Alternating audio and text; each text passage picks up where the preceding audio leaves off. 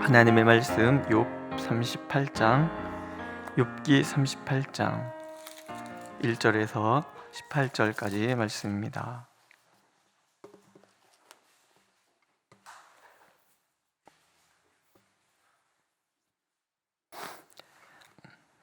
욥기 38장 1절에서 18절 함께 읽겠습니다. 1절. 그때 여호와께서 폭풍우 가운데에서 욥에게 말씀하여 이르시되 무지한 말로 생각을 어둡게 하는 자가 누구냐? 너는 대장부처럼 허리를 묶고 내가 네게 묻는 것을 대답할지니라.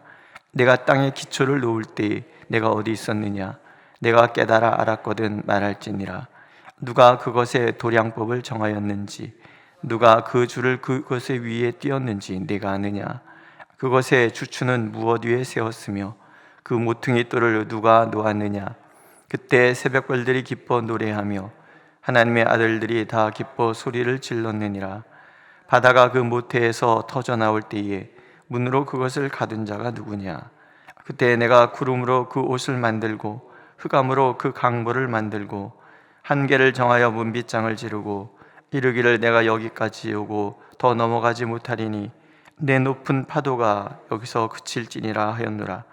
내가 너의 날에 아침에게 명령하였느냐? 새벽에게 그 자리를 일러주었느냐? 그곳으로 땅끝을 붙잡고 악한 자들을 그 땅에서 떨쳐버린 일이 있었느냐? 땅이 변하여 지늘게 인친 것 같이 되었고 그들은 옷같이 나타나되 악인에게는 그 빛이 차단되고 그들의 높이 든 발이 꺾이느니라. 내가 바다의 샘에 들어갔었느냐?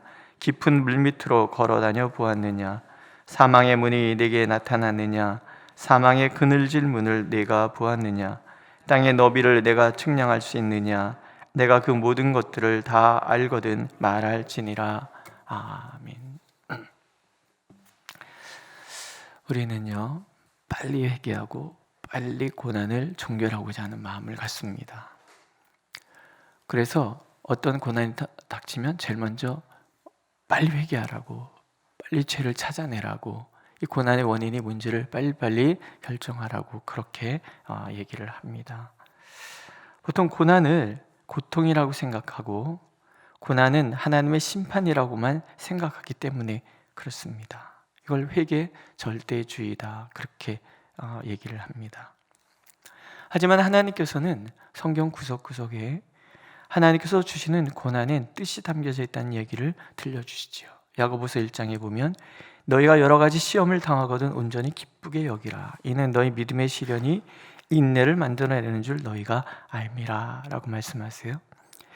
시험이라는 말과 기쁨이라는 말이 같이 공존을 해요. 시련과 기쁨이 공존할 수 없잖아요. 그런데 시련과 기쁨은 공존할 수 없음에도 불구하고 공존하고 있어요. 시련은 고통인데 기쁨은 즐거움인데 이게 어떻게 같이 공존하는가? 믿음 때문에 그래요. 믿음의 시련이라고 얘기를 하죠. 시련은 믿음과 분리되어 있는 시련은 없어요. 항상 믿음과 함께 오기 때문에 믿음의 시련이라고 얘기를 해요. 믿음을 키우기 위한 시련이고 믿음을 깊게 하기 위한 시련이고 믿음을 견고하게 하기 위한 시련이란 말이에요. 그 고난의 시간들은 우리에게 믿음을 성장시키고 믿음의 폭을 넓혀주고 믿음을 깊게 만든단 말이죠. 그 고난의 시간들은 그래서 우리가 참고 기다리면서 지나가야 되는 거예요. 그래서 인내를 얻어요. 참고 기다리는 능력을 말하죠. 인내는 그 기간을 알 수 없는 시간들을 견디는 거예요. 인내는 하나님을 신뢰하는 시간들이에요. 인내는 고난의 끝에 서 계시는 하나님의 마음을 이해하게 해주고 분명한 것은 하나님은 이 기다림, 인내의 끝자락에서 고난의 의미를 반드시 들려주신다라는 거예요. 그래서 우리 그 결과 우리의 눈은 땅에서 하늘까지 올라가고 그 시각으로 나의 문제를 볼 수 있는 눈을 갖게 되는 거예요. 이게 믿음의 시련을 통해서 인내의 과정을 겪어가면서 우리가 도달해야 할 하나님이 우리에게 주시는 시련의 이유인 거예요. 하나님이 주시는 고난은 나를 성장시키기 위한 것이고 동시에 나를 향한 신뢰의 표현이라는 거죠. 그래서 베드로는 이렇게 얘기를 해요. 너희가 이제 여러 가지 시험으로 말미암아 잠깐 근심하게 되지 않을 수 없으나 하나님의 그 광대하신 사랑과 영원하신 그 은혜에 비해서 하나님이 우리에게 주시는 이 고난이라는 것은 잠깐 오히려 크게 기뻐하도다. 너희 믿음의 확실함은 불로 연단하여도 없어질 금보다 더 귀하여 예수 그리스도께서 나타나실 때에 칭찬과 영광과 존귀를 얻게 할 것이니라. 믿음의 시련, 결국 우리의 믿음을 확실하게 만드는데 이건 불로 연단한 금보다 더 귀하다. 왜? 예수님의 칭찬과 영광과 존귀가 따라오기 때문에 그래요. 또 베드로전서 5장 10절에는 모든 은혜의 하나님 곧 그리스도 안에서 너희를 부르사 자기의 영원한 영광에 들어가게 하신 이가 잠깐 고난당한 너희를, 고난은 은혜의 하나님이 주시는 거예요. 그리스도 안에서 우리를 부르사 하나님의 영원한 영광에 들어가게 하신 이가, 하나님의 영원한 영광에 들어가신 사람만 겪는 것이 믿음의 시련이라는 거예요. 이 고난 끝에 너희를 친히 온전하게 하시며 굳건하게 하시며 강하게 하시며 터를 견고하게 하시리라. 야고보서는 믿음의 시련으로부터 이야기가 시작이 돼서 마지막에 5장에 보면 보라 인내하는 자를 우리가 복되다 하나니 너희가 욥의 인내를 들었고 주께서 주신 결말을 보았거니와 주는 가장 자비하고 긍휼히 여기시는 이시니라는 말을 끊어요. 믿음의 과정에 고난 좋아하는 사람 없잖아요. 고난이 없는 사람은 없다는 거예요. 고난을 통과하는 자만이 진정한 믿음에 이룰 수 있고 고난의 시간을 견뎌낸 사람만이 진정 하나님의 영광을 누리는 자격을 얻는다라는 그 모든 시련의 구석구석에 반드시 하나님께서 함께 하시는 하나님의 성품이 자비와 긍휼이에요. 자비 떠난 고난 없고 긍휼 떠난 고난 없다라는 거예요.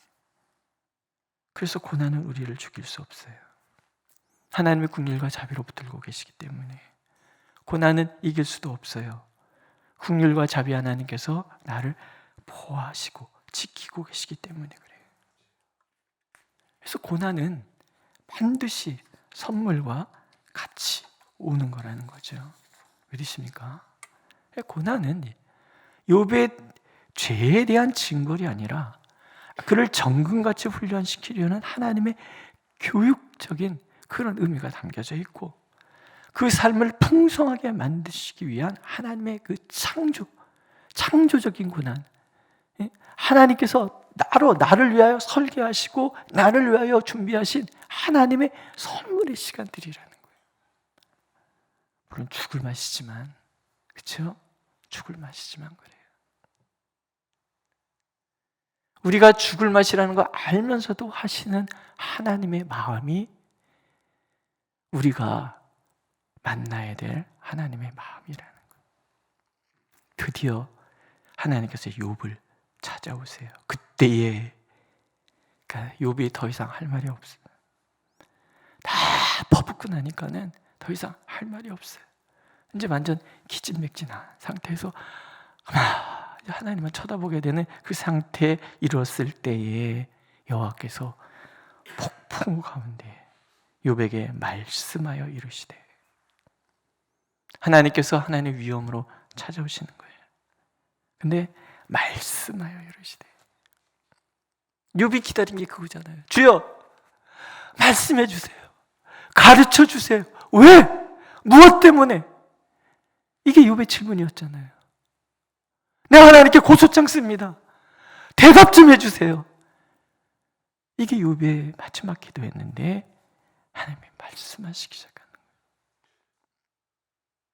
이게 욥이 기다린 거잖아요. 하나님께서 침묵을 깨고 말씀하시는 거. 욥이 말씀해달라고 얘기할 때 그 내용이 뭐든지 상관이 없는 거예요. 야단치셔도 좋고, 하나님께서 심판의 이야기를 들려주셔도 좋고, 다 좋아. 하나님께서 침묵을 깨셨다는 것이 좋은 거예요. 하나님께서 침묵을 깨셨다는 것은 욥을 사랑하신다는 얘기잖아요. 욥을 버리지 않으셨다는 이야기고, 욥의 모든 고난을 끝내셨다는 얘기이기 때문에 그래요. 하나님께서는 응답하시는 분이에요. 그래서 하나님의 응답의 날을 은혜의 날이라고도 표현하는 거예요. 우리가 질문하면 반드시 응답하세요. 우리의 잘못된 시각을 고쳐주시기 위해서, 우리의 연약함을 견고하게 세워주시기 위하여, 무너진 우리가 다시 일어서게 하기 위하여 하나님은 반드시 응답하시는 거예요. 근데 하나님의 첫 마디가 책망이죠. 무지한 말로 생각을 어둡게 하는 자가 누구냐. 무지하다, 생각을 어둡게 하다, 참 황당한 말이잖아요. 하나님이 이렇게 얘기하시는 이유는 첫 번째, 욥의 생각을 바꿔주셔야지만 하잖아요. 욥은 하나님께서 충동적으로 일하시는 분이라고 생각하는 거예요. 변덕스러운 하나님께서 자신을 함부로 대하는 게 아닌가 하고 의심하고 있는 거예요. 우리가 가지고 있는 어떤 그런 오해, 전능하신 하나님이 약한 우리를 괴롭힌다라고 생각해요. 변덕스러운 하나님이 우리를 함부로 대한다고 생각해요. 이것을 하는 무지하다고 얘기해요. 왜냐하면 이 말은, 욥의 고난은 하나님께서 너무 쉽게 저지른 전능자가 피조물을 괴롭히기 위한 장난 수준의 고난이 아니었다는 뜻이에요. 오히려 주도 면밀하게 계획하시고 심사숙고해서 하나님께서 우리에게 설계된 분명한 목적을 가지고 주신 시련이었다. 교육이란 항상 목적성이 있어요. 어떤 방향으로 나가서 무엇을 얻게 할 것인가. 우리 전도사님들 할 때 제가 항상 수련의 계획표를 잡을 때 항상 물어봐요. 어떤 목적을 갖고 있는, 그 목적을 위해서 구체적으로 무엇을 하기를 원하는 거예요. 수련의 프로그램 그게 안 보이면 다시 해보라 그래요. 다시 분명한 목적이 뭔지, 어떤 방향으로 나가기를 바라는지, 그래서 뭘 할 것인지, 허투루 보내는 시간들이 있어서는 안 돼요. 놀게 하더라도 왜 놀게 하는지가 있어야 되고, 물속에 집어넣어도 왜 물속에 집어넣어야 되는지가 나와야 되는 거예요. 그게 교육이에요. 하나님은 그런 분이라는 거예요. 욥을 교육하기 위해서 치밀하고 주도 면밀하게 심사숙고하셔서 설계하여 고난을 주시는 거예요. 근데 그것을 하나님 나를 함부로, 왜 함부로, 나 죄 없는데, 이런 식으로 얘기해서는 안 된다는 거예요. 그것을 아는 것이 믿음이고, 그것을 아는 것이 하나님을 신뢰하는 거예요. 그것이 하나님을 대하는 우리의 진지하고 믿음의 자세라는 거죠. 너는 대장부처럼 허리를 묶고 내가 네게 묻는 것을 대답할지니라. 대장부, 마음을 견고하게 먹고 단단히 서라는 거예요. 왜냐하면 이제 시작될 하나님의 교훈 앞에 욥은 무너질 거예요. 지치게 될 거예요. 감당하지 못할 것들 때문에 그 질문들이 욥을 압도하게 될 것이기 때문에 단단히 허리를 놓고 내 앞에 서서 이제 내 질문에 대답하라. 첫 번째 질문, 내가 땅에 기초를 놓았을 때 너 어디 있었느냐? 우리가 하나님 앞에서 많은 이야기 할 수 있지만, 우리가 그 많은 이야기 중에서 우리가 늘 기억해야 될 것은, 하나님은 창조주 하나님이에요. 하나님 질문하세요. 내가 땅에 기초를 놓았을 때 네가 어디 있었느냐? 이게 답인 거예요. 질문으로 답하신다는 것은 욥의 질문이 허점이 있다는 뜻이에요. 욥의 질문은 창조의 원리, 그 결정에 대한 항의. 동시에 네가 만약에 창조의 자리에 나와 함께 있었다면, 하나님께서 왜 이렇게 행동하시는지를 이해했을 거라는 거예요. 이 말은 하나님께서는 인과응보의 법칙이 지배하는 세상을 만들지 않으셨다라는 거예요. 하나님께서는 인과응보의 법칙에 매이시는 분도 아니시다라는 거예요. 만약 피조물의 공로나 또는 악행과 허물에 따라서 상과 벌을 내리시는 하나님이시라면 하나님이 아니라 인과응보 자체가 곧 하나님이 되어버려요. 하지만 하나님은 자유하신 분이에요. 그 자유의 다른 말이 사랑인 거예요. 이 세상의 모든 법칙에 매이지 않고 사랑으로 움직이시는 하나님이시라는 거예요. 야고보의 얘기처럼 긍휼과 자비만이 하나님께서 움직이시는 동기가 되는 거예요. 하나님의 그 사랑 위에, 그 자유하심 위에, 긍휼과 자비 위에 이 세상이 태워졌고 법칙이 만들어지고 우주에 존재하는 모든 것이 시작됐다는 거예요. 하나님의 사랑 위에 세워진 세상에서 이 사랑을 무너뜨릴 악은 존재하지 않아요. 그래서 참 믿음은, 욥이 알아야 될 믿음은, 우리가 알아야 될 믿음은 하나님의 이 사랑의 법칙과 하나님의 이 영원하심을 무너뜨리고 없애버릴 수 있는 것은 이 땅에 존재하지 않는다라는 로마서에서 말씀. 누가 우리를 그리스도의 사랑에서 끊으리요? 환난, 곤고, 박해, 기근, 적신, 위험, 칼, 사망, 생명, 천사, 권세자, 현재일, 장래일, 능력, 높음, 깊음, 어떤 피조물도 하나님의 사랑에서 우리를 끊을 수 없어요. 당연히 고난도 하나님의 사랑에서 우리를 끊을 수 없어요. 하나님은 이 얘기를 듣고서 무슨 얘기를 하시는 거예요? 난 단 한순간도 너를 떠난 적이 없다. 한순간도 하나님이 부재하신 적은 없다라는 거예요. 욥을 떠난 적도, 고난 가운데 있는 욥을 방치하신 적도 없어요. 인간이 뭘 하든 말하는, 인간이 추구하는 그 모든 형통의 상황에도 하나님은 함께 하셨기 때문에 형통이 복이 되고, 인간을 견고하게 하고 성장시키고 정근하게 하는 고난, 그 순간에도 한 번도, 단 한순간도 하나님은 떠나신 적이 없기 때문에 고난 또한 복이 될 수 있다. 형통만 복이고 시련은 저주라고, 벌이라고 생각하는 한 우리는 인과응보의 법칙에서 벗어날 수 없고 하나님의 사랑 위에 내가 있다는 것을 깨닫지 못한다. 땅이 혼돈하고 공허하고 흑암이 깊음 위에 있고, 이게 창조전의 하나님, 창조시의 모습. 무엇도 사랑이 아닌, 혼돈, 공허, 흑암, 사랑이 아닌 거예요. 그러나 여기에 하나님이 사랑을 부여하시는 거예요. 질서를 부여하시는 거예요. 그 모든 것을 하나님께서 모든 것을 통치해 가시는 거예요.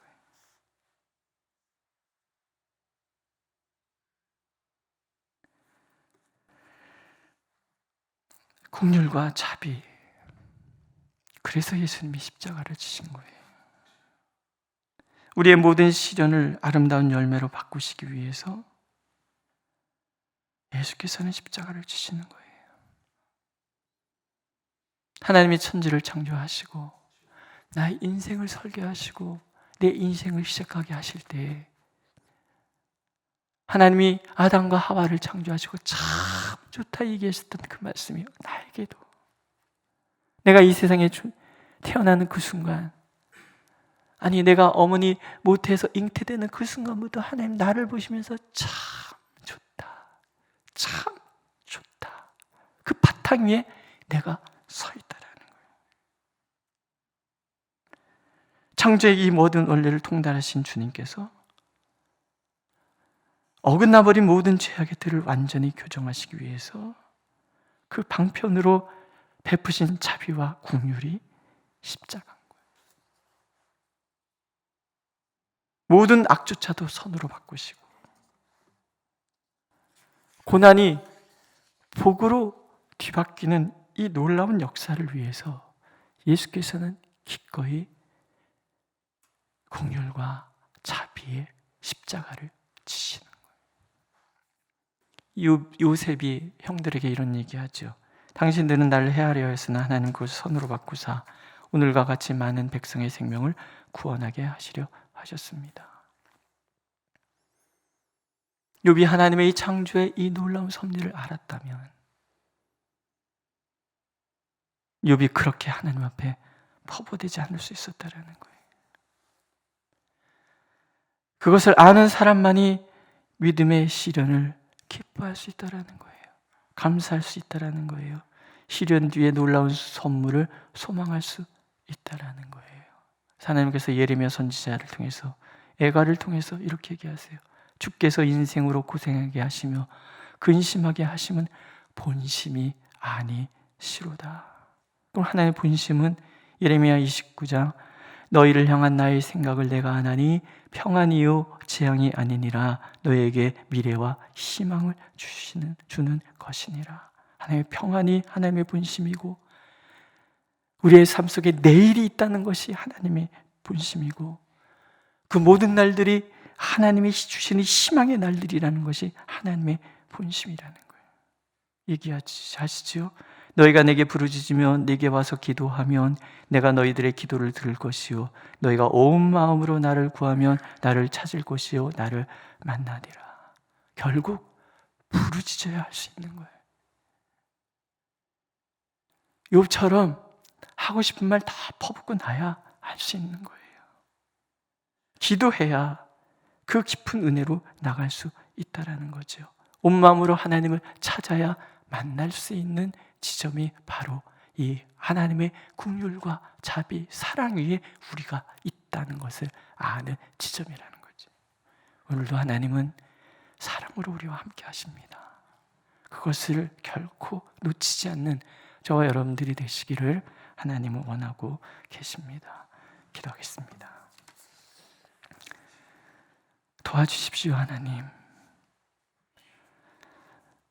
시련은 너무 아프고 고난의 시간들은 너무 무겁습니다.